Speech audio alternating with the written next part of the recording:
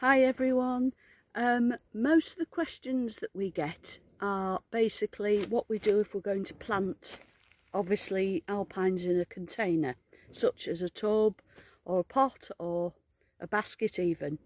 If it's a hanging basket, we always recommend that you use ideally wicker, basically because there's the air around the roots and around the soil. It'll allow for good drainage. And it's potentially porous. That's what I mean. And it's better than a plastic one. We don't advocate using plastic containers long term, whether it's a basket or whether it's a pot. Basically because plastic heats up. Obviously it's not good for the environment, but it heats up. And the idea of all alpine and rockery plants is that they need to be cool. Okay, so the idea is that all the roots should remain cool and there should be good drainage. In terms of pots, we recommend terracotta, such as something like this, for example, with a good hole in the base, a nice little round pot, something like that. You could also use ceramic, because of course that reflects the heat off the pot itself, and of course your traditional stone, and you can get renatured stone and things like that, like we use when we're exhibiting, so they're a little bit lighter than your traditional stone. The thing is as well is your substrate, so basically it should be gritty, poor quality soil, okay, rather than an expensive compost, peat free or none, where there's feed in it. The idea is that alpine and rockery plants don't need a lot of feed. Think about where they actually grow.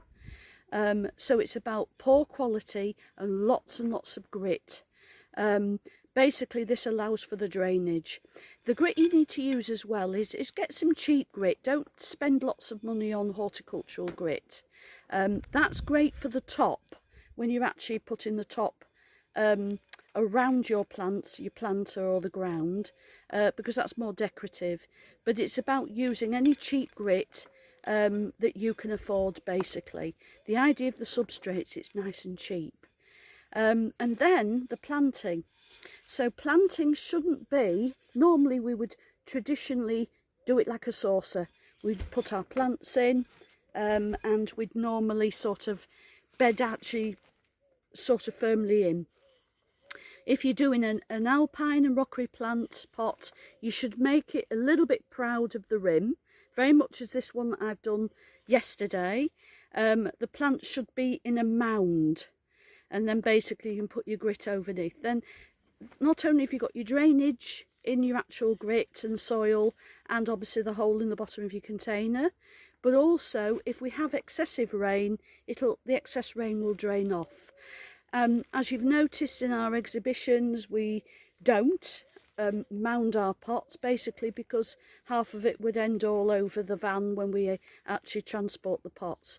But if you're actually doing one, you need to plant in a mound, and then you've got that excess rain.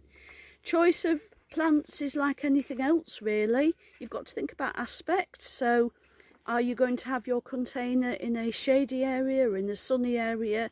And we tend to list those on our website for any advice you need. And also think about the type of plants you're going to use. So for example, you might use an armeria, which would be a gentle spreading plant and provide you with a little bit of height. So you might want to put that at the back or the middle of your pot. And then there's things like your sedums, such as this lovely lime zinger. And you would probably use something like that, and the Westenstaffer as well, gold. And that would provide you with some like moderate trailing, which you can contain if you want with a pair of scissors. And then basically you could also have something like the beautiful campanula, which would spread as well.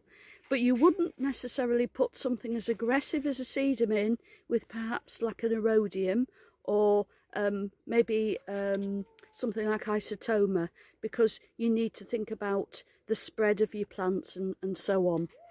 Okay. If there's any advice you want, it's a matter of messaging us or asking us for any advice, or come see us at one of the shows, and I hope you found that useful.